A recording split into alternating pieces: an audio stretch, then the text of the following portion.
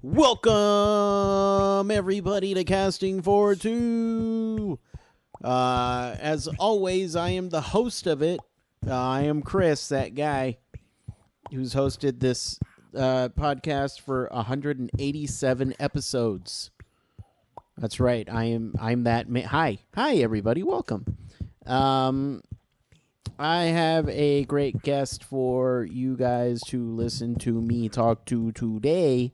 But first, I would like to just say that if you'd like to contact me in the real world, online, of course, you can do that on my Twitter and Instagram, both at Casting42. If you want to give this show a little review on either iTunes, Google Play Music, or Stitcher, you are more than welcome to. In fact, I would kind of like that. I like to know how I'm doing. And any feedback I get is good feedback, but if it's good feedback, that's even better. And as always, the other podcast I do on the Secret Stage production side, Sunday Brunch, hosted by Megan and Chris. Megan from tipsywriter.com. We have a blast doing it. Go listen to it on sundaybrunchpod.com or all the other places I just said a while ago. But I should talk about my guest because he is the writer and director for season 15 of Red vs. Blue, which is going on right now, Mr. Joe Nicolosi. And I had a great time chatting with him. He's a cool dude, super cool dude. Lives in Austin, which is also, again, super cool. I like Austin. RTX, I'm coming for you.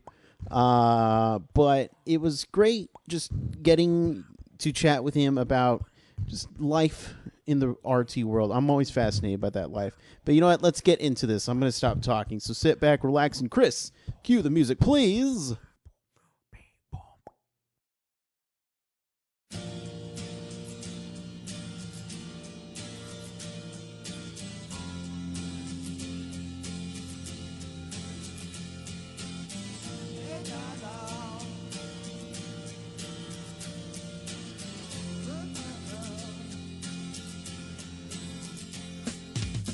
Didn't know what time it was, the lights were low. Oh, oh, I leaned back on my radio. Oh, oh, some cat was laying down some rock and roll. Let us all listen. Hey, can you hear me? I can hear you. Can you hear me? I can. All right. We're in agreement. We can hear each other. We're moving on now. I am just getting settled here in the writer's room. Okay, no problem. How's it going? It's going well. And yourself? Pretty good. This has been a busy week, but an awesome week. So I don't know what you're talking about. Busy week. It's probably super slow. The last couple weeks. Hello. Hi. Sorry, hey, I just jumped on. This is Sophie, but I'm just going to be here in the background, so don't mind me. Okay, no problem. Cool. Sure. Sophie, could you do me a favor? And any time I am embarrassing myself, can you just pretend to say something so super important and cut me off before I make it worse? Okay. Yeah. So, Sophie, can you do the same thing for me too, please? Yeah. Oh, Thank God. I appreciate that. All right. Anyway, so how is it busy?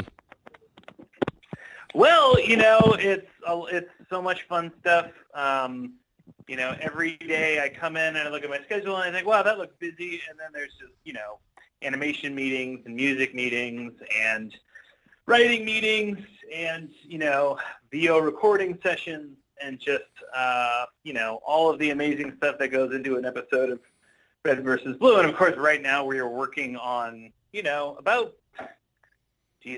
12 episodes at the same time in various stages of production or pre-production or post-production. So, just trying to keep it all straight in your head is a big task in and of itself.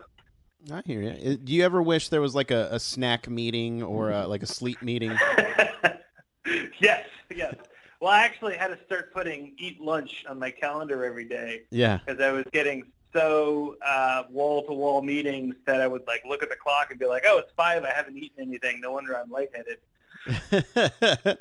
You're just passed out on the table. I probably should eat something. Yes. don't know. Just do not resuscitate written on my forehead. Yeah.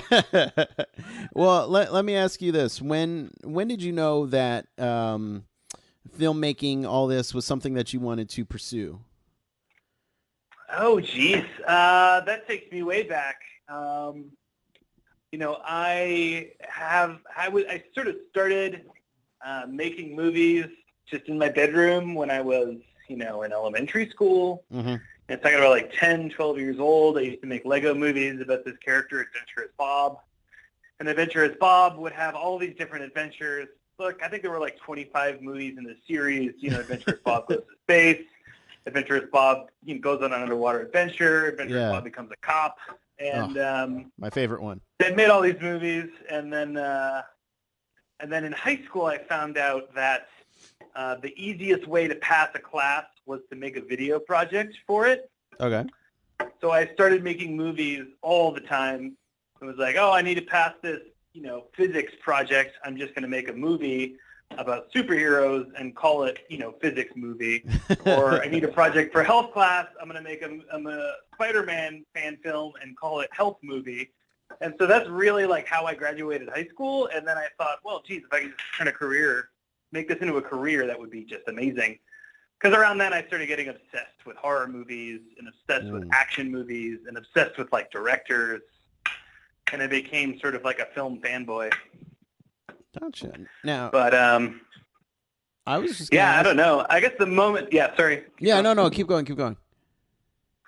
I think like the moment it started like crystallizing for me is the first time I made like a real short film with like a crew and like pyrotechnics, and I really got like the amount of control you have over everything was like particularly inspiring to me. And it's also like film is a combination of a bunch of different art. Right. You have to know about music, and you have to know about visuals, and you have to know about, actors and performing. And so it kind of seemed in my mind like the biggest possible challenge, and I love challenges. So anyway, there's like 3 answers to your question. Yeah, that's great. Choose your favorite. Choose wisely. Now, well, I was going to ask you, I'm not a horror guy. I do like watching scary movies at 3 a.m. in the dark with headphones on, because I'm super cool. I'm always looking for a good horror movie. Is there one that you would recommend? Recently, like movies like You're Next and It Follows have gotten a lot of attention. Yeah. But I also there's this one called Housebound that I really, really love. Housebound is a New Zealand horror comedy. And in terms of other horror movies I've seen recently, geez, I guess not too many. I love this genre so much because, I love how in a horror movie you can have like an internal demon, something that someone is struggling with, and you can just make it an actual demon that they have to fight, Right. It's just sort of like taking an internal struggle and making it a struggle against this monster. And like when a movie can pull that off really well, like The Babadook, I think it can be such an effective way of like, conveying, a struggle that someone's going through in a way that is fun and not just boring, I guess. There you go. Yeah, I see. I'm growing up. I was always the the scaredy pants, where I'd see one bad image and then I'd immediately have a nightmare about it. Now that I'm older and I know that stuff doesn't exist, sometimes I'm always looking to be scared. I want that childlike scaredness to come back, but it just doesn't.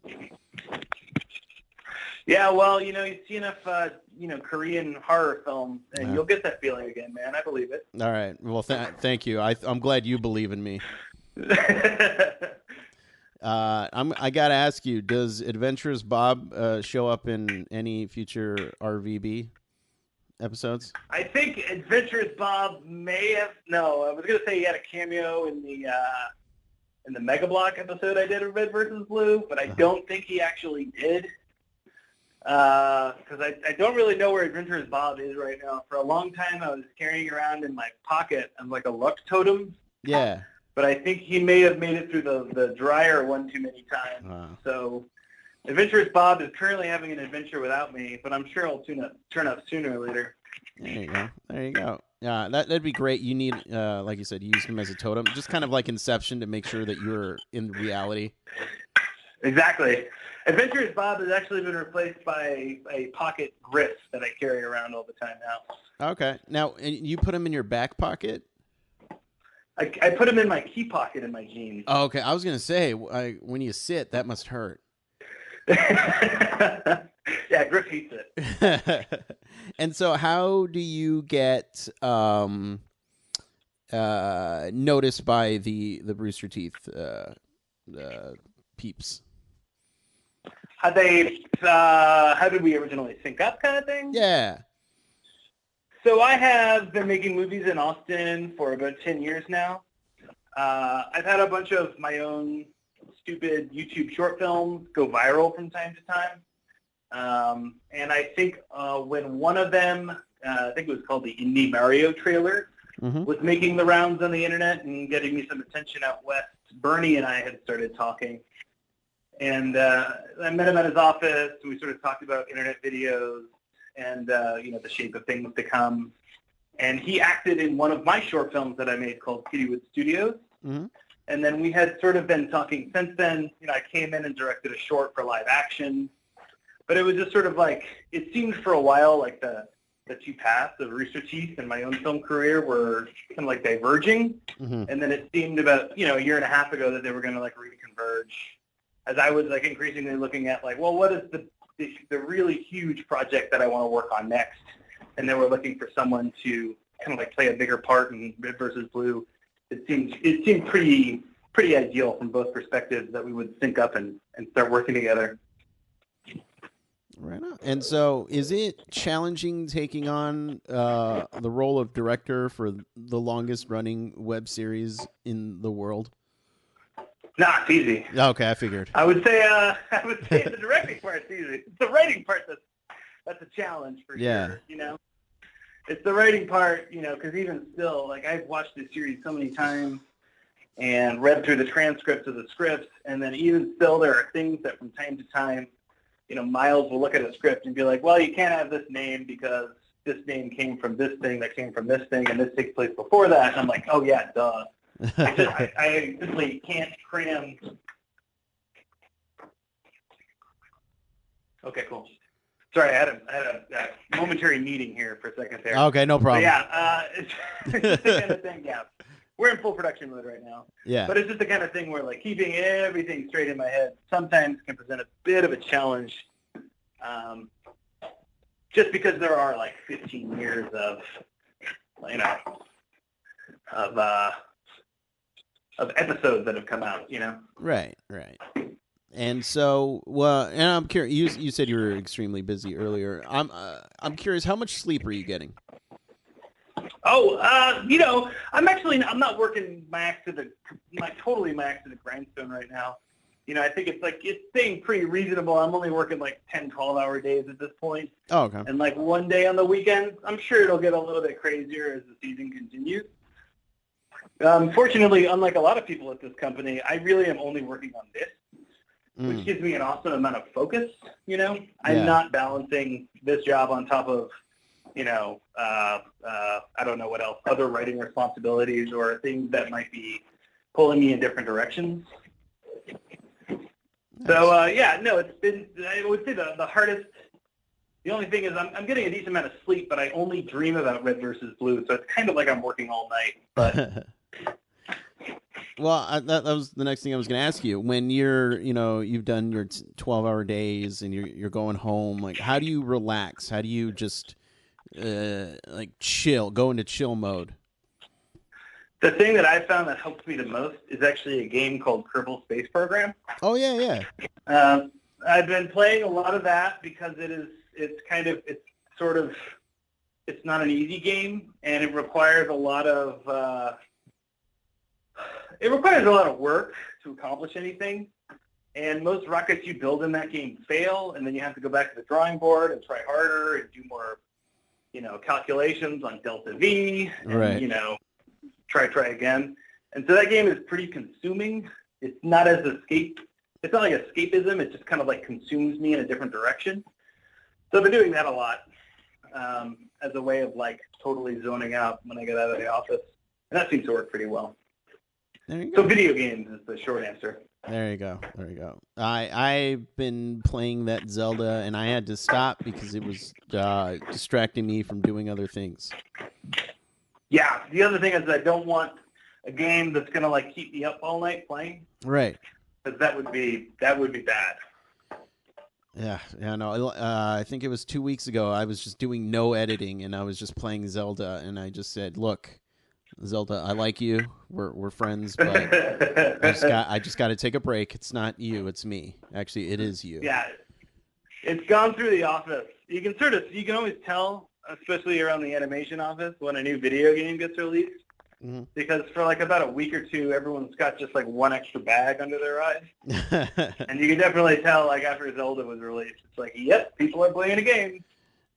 There you go. Is there something that you would like to do, whether it's with Rooster Teeth or just your own personal thing later on down the line in film? Like, is there a certain genre you would like to do? Anything like that? Yeah, I would really love to do a movie like Forrest Gump, but about Wedge Antilles.